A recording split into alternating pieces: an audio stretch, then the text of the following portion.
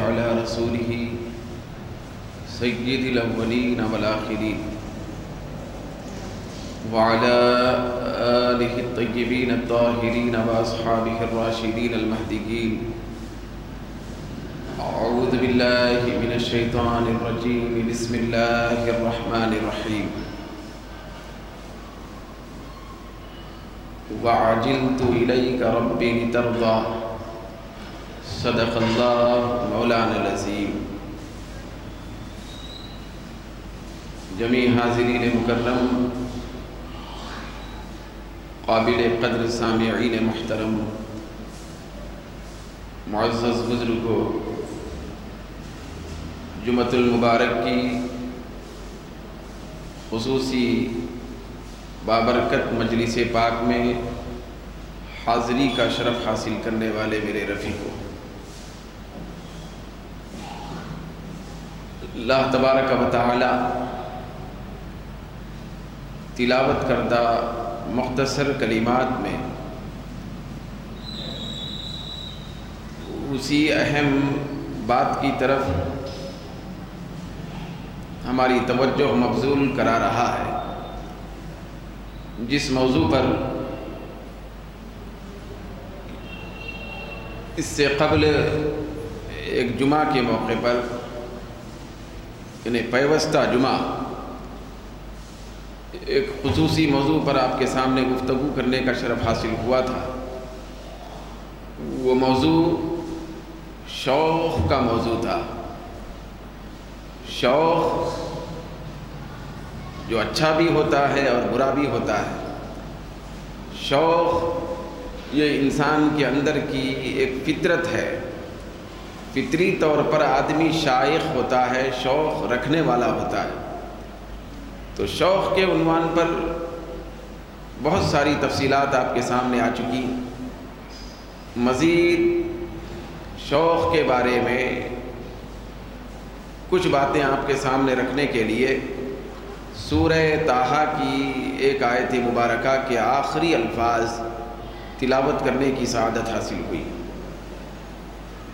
یہ جو کلمات مقدسہ ہیں یہ حضرت سیدنا موسیٰ کلیم اللہ علیہ السلام کی ذات پاک سے وابستہ اور متعلق ہیں. حضرت سیدنا موسیٰ علیہ السلام جب کوہ طور پر تشریف لے گئے پروردگار عالم جل وعلا سے ہم کلام ہونے کا شرف حاصل کرنے کے لیے، تو آپ اپنے ساتھ تقریباً 70 صحابہ اور 70 ساتھیوں کو، دوستوں کو کوہ طور پر لے گئے. جب حضرت سیدنا موسیٰ علیہ السلام کوہ طور کے قریب ہوئے تو چونکہ آپ کے ساتھ چلنے والے 70 حضرات یا آپ کی مصاحبت میں رہنے والے 70 صحابہ یہ آپ کے پیچھے چل رہے تھے.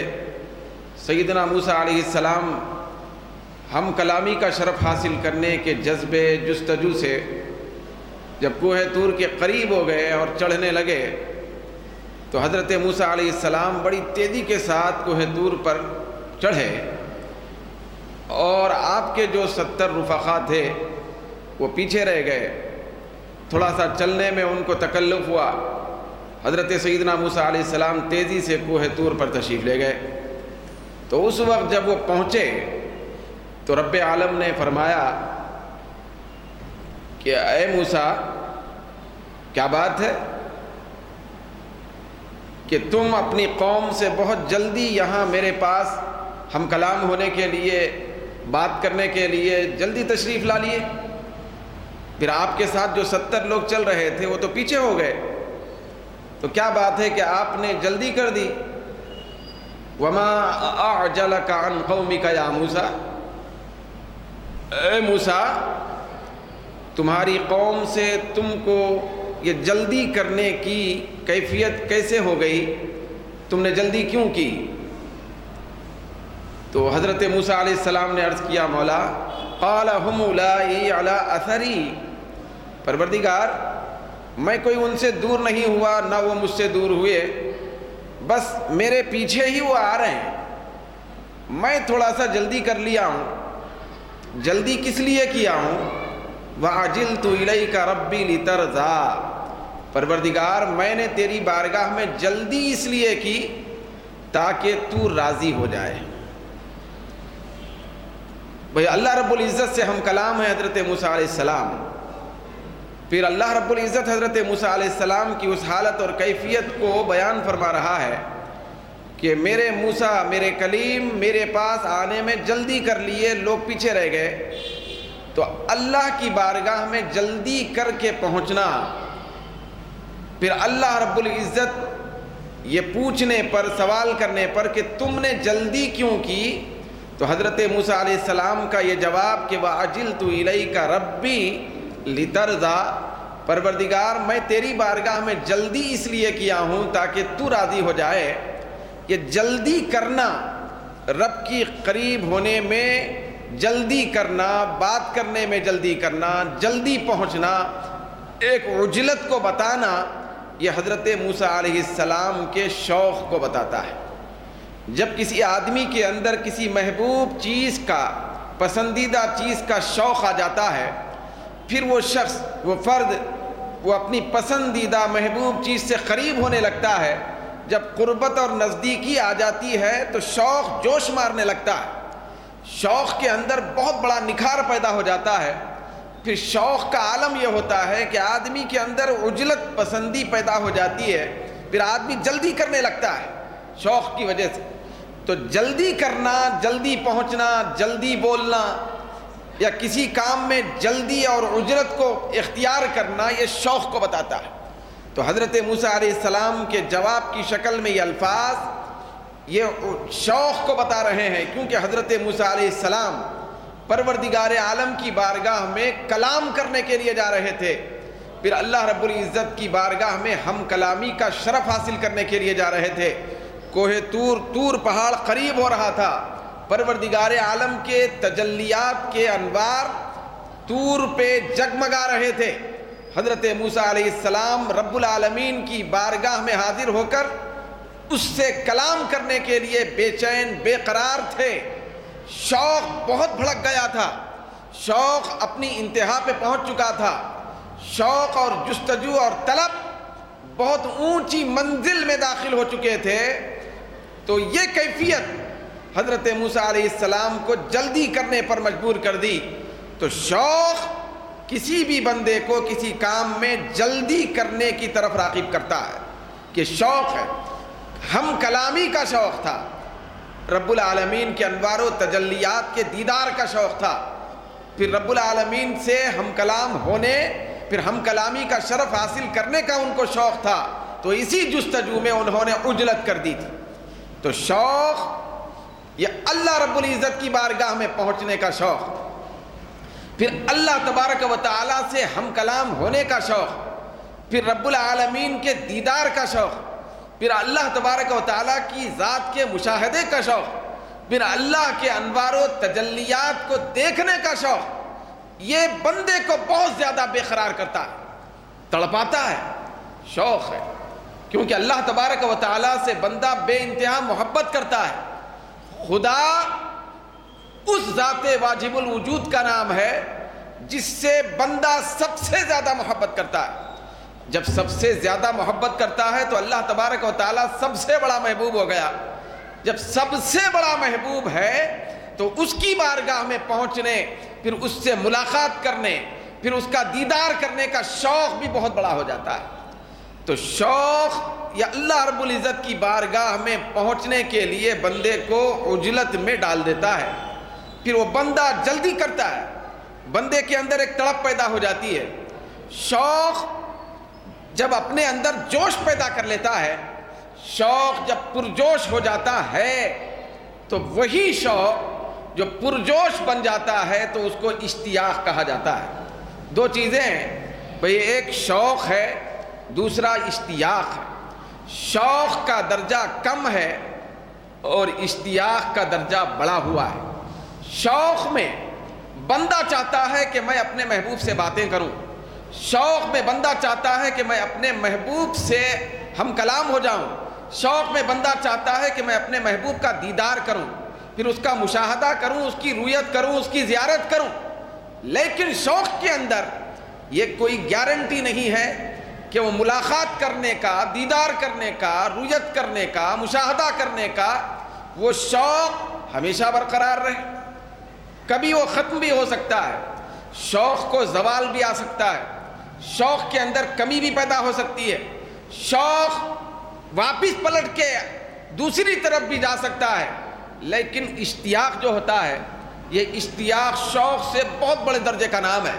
جب بندہ اشتیاق میں چلا جاتا ہے، شوق کی اعلیٰ منزل پا لیتا ہے، تو بندے کے اندر ایک ایسی کیفیت پیدا ہو جاتی ہے کہ جب رب العالمین کے انوار و تجلیات کا دیدار کرنا چاہتا ہے، پھر دیدار کی طلب کے بعد نتیجتاً اس کو اللہ کا دیدار نصیب ہو جاتا ہے، تو اشتیاق کی منزل میں بندہ رب کے دیدار سے ذرہ برابر بھی منحرف نہیں ہوتا، دور نہیں ہو سکتا، اور وہ اشتیاق کبھی ختم نہیں ہو سکتا۔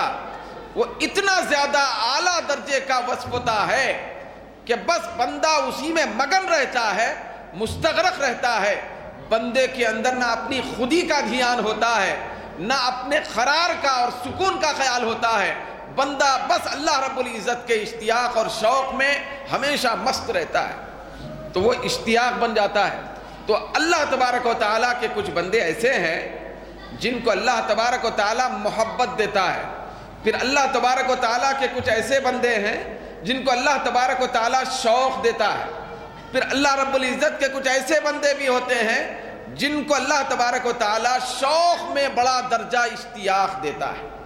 جب بندے اشتیاق میں پہنچ جاتے ہیں تو ان بندوں کو سوائے دیدار یار کے سکون نہیں ملتا، پھر اللہ کی بارگاہ کے ملاقات کے ان کو چین نصیب نہیں ہوتا، وہ ہمیشہ رب العالمین کی رویت اور زیارت میں مگن رہتے ہیں۔ تو شوق والے الگ ہوتے ہیں، پھر اشتیاق والے الگ ہوتے ہیں۔ میں یہاں آپ کے سامنے ایک ایسی شخصیت کی مثال پیش کرنا چاہتا ہوں جن کا تعلق اہل شوق سے نہیں بلکہ اہل اشتیاق سے۔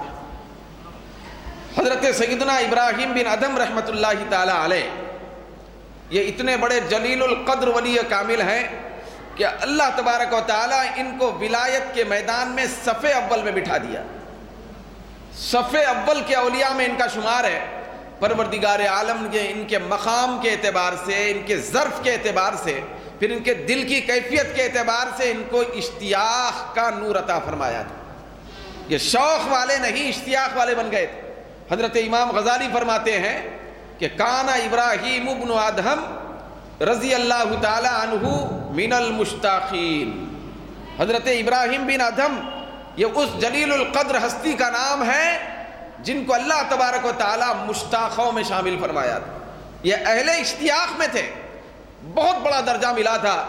تو حضرت ابراہیم بن ادھم رحمۃ اللہ علیہ جو عالم اشتیاق میں تھے، بے قرار تھے، بے چین تھے، دیدار یار میں مست ہونا چاہتے تھے، پھر رب العالمین کی ذات کے تجلیات و انوار میں کھونا چاہتے تھے، پھر اس دنیا کے اندر چونکہ اللہ رب العزت کی ذات کا علانیہ دیدار ممکن نہیں ہے اس دنیا میں، مگر وہ عالم اشتیاق میں تھے، بہت زیادہ ان کو قلق تھا، اضطراب تھا، بے چینی تھی، بدسکونی تھی، ہمیشہ تڑپتے رہتے کہ کب مجھے میرے مولا کا دیدار نصیب ہوگا۔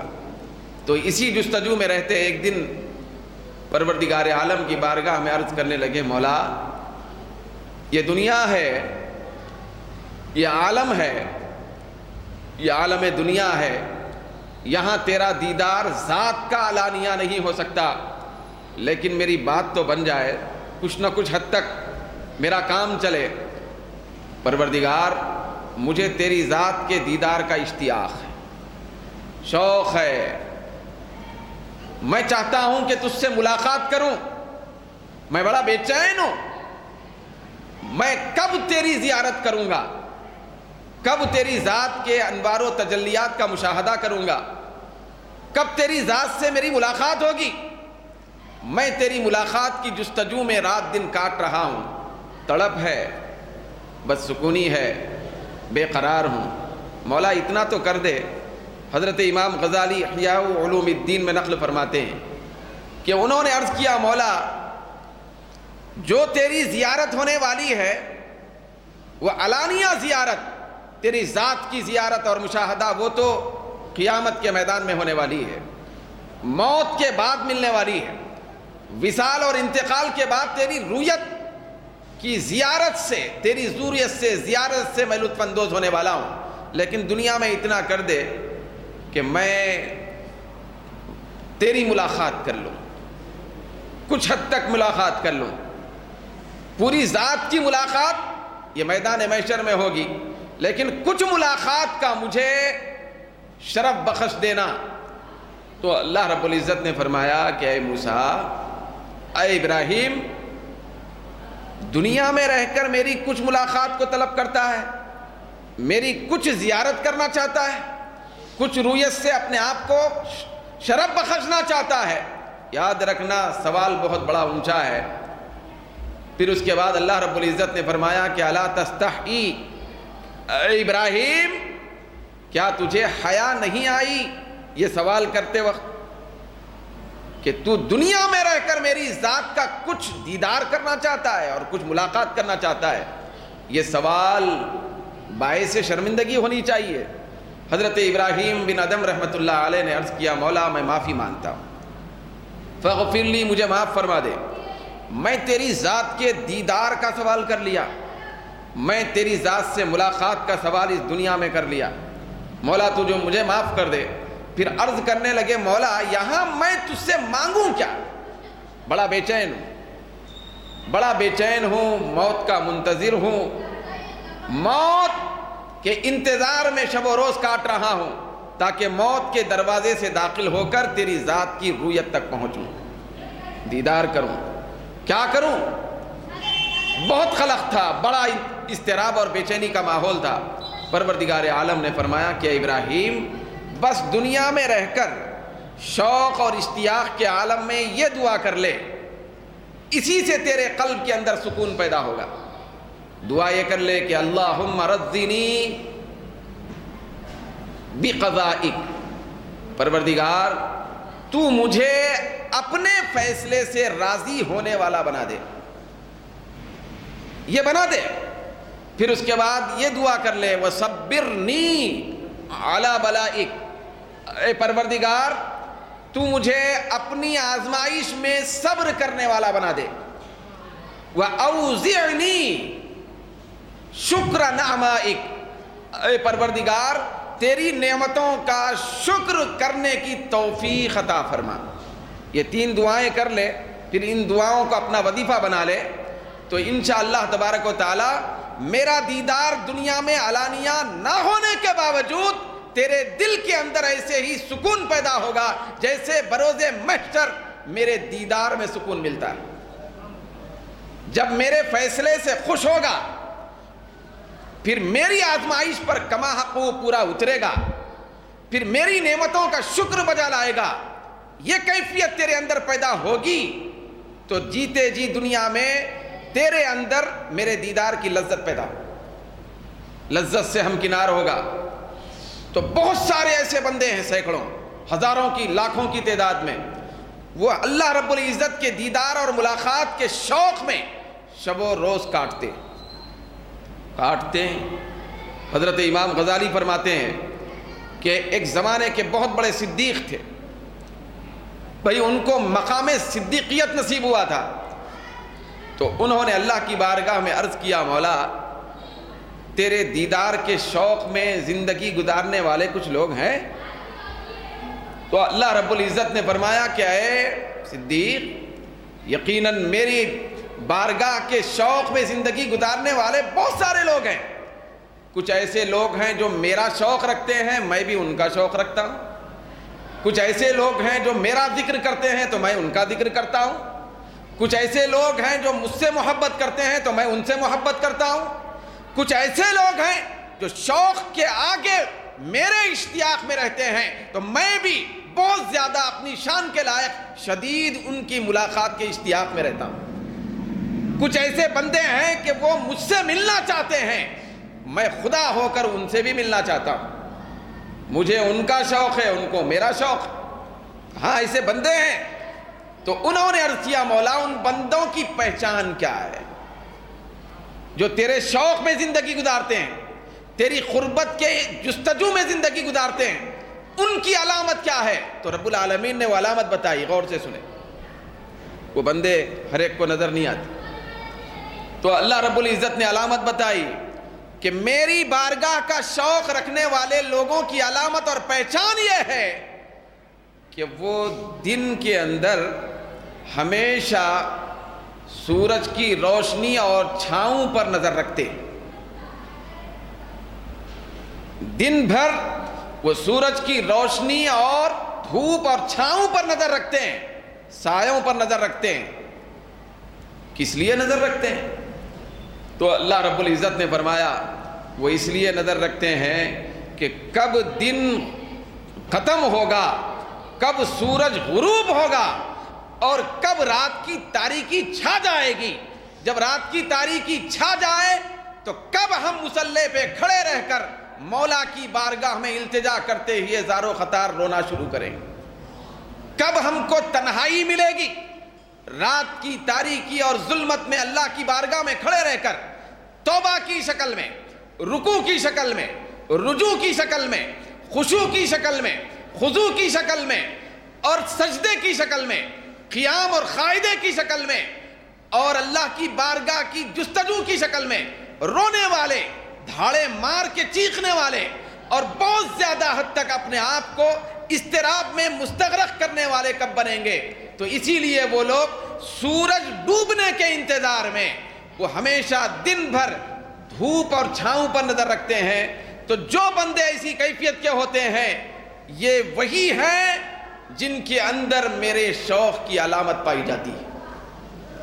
جن بندوں کے اندر میرا شوق ہوتا ہے، مجھ سے ملاقات کرنے کی تڑپ رکھتے ہیں، وہ لوگ دن گزرنے کا انتظار کرتے ہیں، رات سے محبت کرتے ہیں، دن سے ان کے دل کے اندر ایک قسم کی کراہت ہوتی ہے، رات سے بے پناہ محبت ہوتی ہے۔ تو اللہ رب العزت کی بارگاہ میں اس صدیق نے عرض کیا مولا ان کو رات سے محبت کیوں ہوتی ہے؟ تو اللہ رب العزت نے فرمایا بات یہ ہے، امام غزالی نے فرمایا کہ بات یہ ہے کہ جب رات کی تاریکی چھا جاتی ہے تو دنیا والوں کا مزاج ہے کہ ہر چاہنے والا عاشق وہ اپنے محبوب سے تنہائی میں ملاقات کرتا ہے، وہ اپنے محبوب کے پاس چلا جاتا ہے، پھر اس سے راز و نیاز کی باتیں کرتا ہے، پھر اس کے حسن کو تکنے کے اسباب طریقے تلاش کرتا ہے۔ تو جب عشق مجازی کا یہ عالم ہے تو میرے خاص شوق رکھنے والے بندے بھی رات کے منتظر اس لیے ہوتے ہیں کہ رات میں جب تنہائی چھا جائے تو وہ بھی مجھ جیسے محبوب سے ملاقات کر لیں۔ وہ شوق میں دن گزارتے ہیں، تڑپ میں، پھر رات کے منتظر رہتے ہیں۔ جو بندے رات کے انتظار میں رہتے ہیں سمجھ جانا کہ وہ اہل اشتیاق، وہ شوق والے رات کے منتظر ہوتے ہیں۔ تو اسی لیے بزرگان دین نے فرمایا کہ الشتاء غنیمت المؤمن، ہمارے پاس دن بہت بڑا اہم ہے، ہم دن کے انتظار میں رہتے ہیں، کب رات چھٹے گی، دن کب نکلے گا۔ کیوں؟ کیونکہ دن کے اندر دنیا ہے، دن کے اندر دنیا کی معیشت ہے، دن کے اندر ہماری مصروفیت ہے، دن کے اندر دنیا سے دل لگنے کے اسباب ہیں، دن کے اندر معیشت کو مستحکم کرنے کے طریقے اور راستے ہیں، دن کے اندر ایک ظاہری طور پر روشنی ہے۔ ہم جیسے گندے لوگ جہاں دن کا انتظار کرتے ہیں وہیں پر پاکیزہ طبیعت کے لوگ رات کا انتظار کرتے ہیں، بھائی ان کی نظروں میں رات پسندیدہ ہوتی ہے۔ اسی لیے فرمایا گیا کہ الشتاء غنیمت المؤمن، جو پکا مومن ہوتا ہے اس کے لیے سرما کا موسم بڑا قیمتی ہوتا ہے۔ سرما کا موسم، جاڑے کا موسم بہت بڑی غنیمت ہوتا ہے۔ سرما کا موسم بڑا قیمتی ہوتا ہے مومن کے لیے۔ کس لیے قیمتی رہتا ہے؟ اس لیے قیمتی رہتا ہے کہ اللہ کے نیک بندے فرماتے ہیں سرما کا موسم مومن کے نزدیک اس لیے قیمتی ہے رات کے مقابلے میں کیونکہ سرما کی راتیں بڑی ہوتی ہیں، سرما کی راتوں میں درازی ہوتی ہے، دن چھوٹا ہوتا ہے، رات طویل ہوتی ہے۔ جاڑے کے موسم کی راتوں کا انتظار بندہ مومن اس لیے کرتا ہے، پھر مومن کے لیے غنیمت والی اس لیے ہوتی ہے راتیں، پھر سرما کا موسم، تاکہ اللہ رب العزت کی بارگاہ میں حاضر ہو کر پھر اس سے راز و نیاز کی باتیں کرنے کے لیے لمبا موقع ملتا ہے، لمبا موقع ملتا ہے۔ تو سرما کی راتیں بڑے ہونے کی وجہ سے سارے اہل اللہ کے پاس جاڑے کا موسم بڑا پسندیدہ تھا، پسندیدہ ہوتا تھا۔ تو یہ اہل شوق کی کیفیتیں ہیں جن کو اللہ رب العزت کے دیدار کا شوق ہے، ملاقات کا شوق ہے۔ چنانچہ ایک صاحب رسالہ قشیریہ فرماتے ہیں، دیکھیے یہ شوق یہ منزل نہیں ہے، اس شوق کی منزل قیامت کا میدان ہے، پھر جنت کے بعد اللہ کے دیدار کی محفل ہے۔ جب میدان محشر میں اللہ رب العزت کی ذات پھر اپنے پورے صفات اور کیفیات اور شان کے ساتھ ظاہر ہوگی، تو میدان محشر میں بندے اللہ رب العزت کا دیدار کر کے لطف اندوز ہوں گے، لذتیں حاصل کریں گے، اسی جستجو میں مومن زندگی گزارتا ہے۔ تو ایک بڑھیا تھی، صاحب رسالہ قشیریہ فرماتے ہیں، بہت بڑی معتبر کتاب ہے۔ تو بڑھیا کا ایک عزیز تھا، رشتہ دار، ایک نوجوان، وہ کسی اور مقام پہ گیا ہوا تھا۔ وہ بڑے دنوں کے بعد، کئی برس کے بعد اس بڑھیا کے گھر آیا۔ جب وہ شخص واپس آیا تو سارے رشتہ دار جمع ہو گئے، جمع ہو کے اس کے آنے پر بہت زیادہ خوشی مسرت کا اظہار کرنے لگے۔ تو حضرت ابو القاسم قشیری فرماتے ہیں، جب بہت زیادہ خوشی منائی جانے لگی تو ایک طرف سارا ماحول خوشی سے تھا، لبریز تھا، دوسری طرف وہ جو بڑھیا ہے جس کا رشتہ دار ہے وہ آیا ہوا ہے، وہ بڑھیا کونے میں کھڑے رہ کر دار و خطار رو رہی تھی۔ ایک طرف سارا ماحول خوش، دوسری طرف بڑھیا ہاتھ میں لکڑی پکڑ کر کھڑی ہے اور رو رہی ہے۔ تو لوگوں نے پوچھا افراد خاندان نے کہ اماں جان آپ رو رہے کیوں؟ تمہارا یہ چہیتا شخص، تمہارا فرد خاندان کا وہ واپس آیا، ہم تو خوشی منا رہے ہیں، آپ کیوں روتی ہو؟ تو بڑھیا کہنے لگی، بیٹا کیا کروں، میرا یہ بیٹا آ کر مجھے میدان محشر یاد دلا دیا، قیامت کا میدان یاد دلا دیا۔ میں یہ منظر دیکھ کر رو رہی ہوں کہ جس طرح ہمارا یہ عزیز اور پسندیدہ شخص، یہ محبوب شخص کئی برس کے بعد آنے پر اتنی زیادہ خوشی ہو رہی ہے، تو قیامت کے دن کئی سالوں کا انتظار کرنے کے بعد جب رب کا دیدار ہوگا، پھر اس سے ملاقات ہوگی میدان محشر میں، رب العالمین ہم کو اپنی بارگاہ میں کھڑا کرے گا، پھر اپنا دیدار کرائے گا، تو اس وقت خوشی کا عالم کیا ہوگا۔ تو وہ منظر مجھے یاد آ رہا ہے، تو اسی لیے میں رو رہی ہوں۔ تو آپ یاد رکھیں، پہلے زمانے میں ہر آدمی، ہر فرد پروردگار عالم کی ملاقات اور اس کے دیدار کے شوق میں زندگی گزارتے تھے، ہر ایک اسی کی ملاقات کے دھن میں زندگی گزارتے تھے۔ حضرت ابو الدرداء رضی اللہ تعالی عنہ جلیل القدر صحابی رسول ہیں۔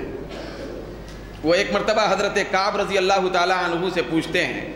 حضرت کعب رضی اللہ تعالی عنہ وہ معتبر ترین شخصیت ہیں صحابہ میں، جن کو اللہ تبارک و تعالی تورات کا بہت بڑا علم عطا فرمایا تھا۔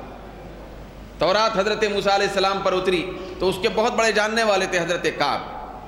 تو حضرت ابو الدرداء رضی اللہ تعالی عنہ نے پوچھا، امام غزالی فرما رہے کہ اے کعب، تورات میں سب سے زیادہ خاص بات کیا ہے وہ مجھے بیان کریں۔ تورات اللہ کی کتاب ہے، تو اس کے اندر سب سے زیادہ خاص بات کیا ہے؟ تو حضرت کعب رضی اللہ تعالیٰ عنہ سیدھے ہو گئے، پھر بیٹھ کے فرمانے لگے کہ اے ابو الدرداء، کیا کروں تورات کا، کیا کہوں تورات کے بارے میں؟ تورات کے ہر صفحے کو میں نے کھنگالا، ہر چیز کو میں نے پڑھا، ہر سطر کو میں نے سمجھا، لیکن ساری تورات میں خاص بات نظر آئی۔ وہ بات یہ تھی، ساری تورات اللہ کی کتاب ہے، لیکن اس میں سے خاص الخاص بات تورات میں میں نے یہ دیکھی کہ اللہ رب العزت نے تورات میں فرمایا، جو میرے دیدار کے شوق میں زندگی گزارنے والے لوگ ہوتے ہیں، میں ان سے ان کے شوق سے زیادہ اپنے اندر ان سے ملاقات کا شوق رکھتا ہوں۔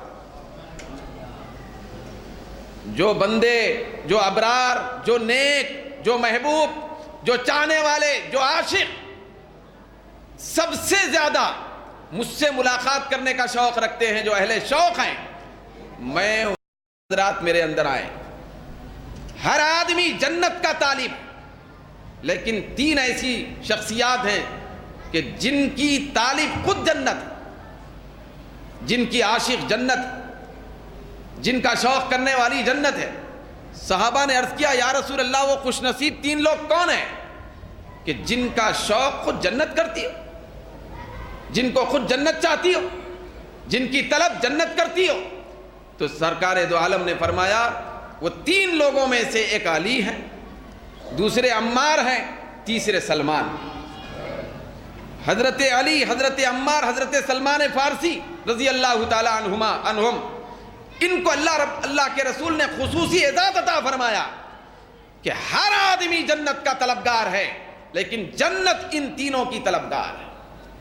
کیوں؟ اس لیے کہ یہ اہل شوق کے امام ہیں، یہ اہل اشتیاق کے پیشوا ہیں۔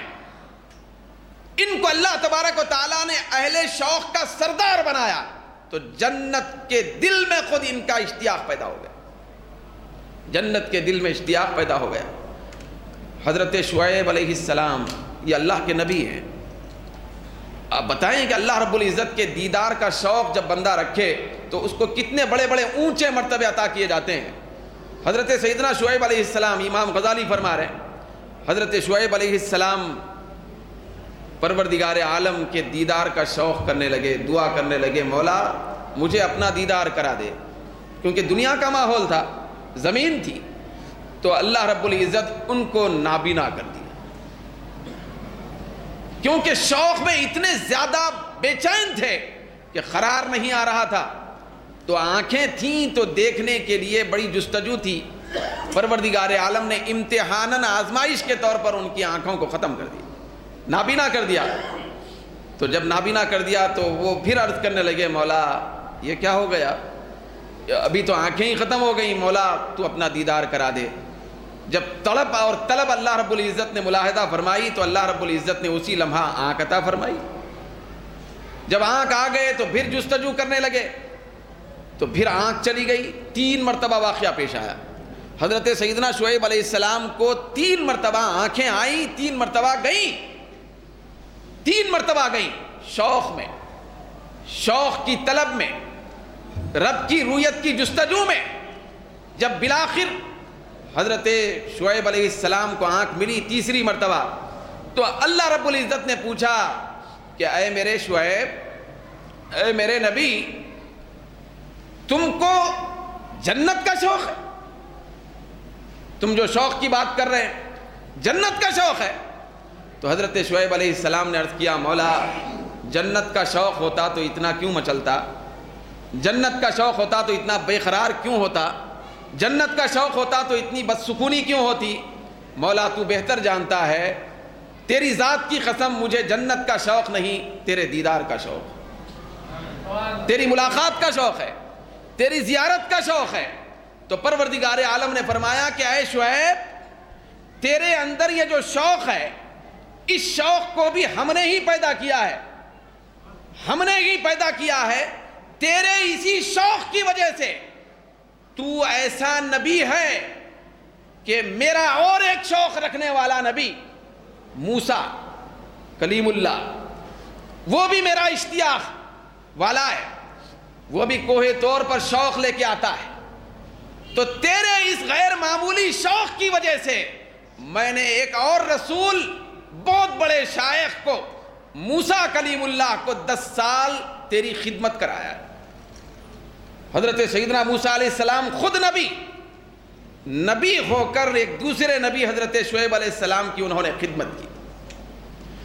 پروردگار عالم نے فرمایا، موسیٰ سے میں نے تیری خدمت اس لیے کرائی کیونکہ تیرے اندر میری ملاقات کا شوق زیادہ ہے، شوق زیادہ ہے۔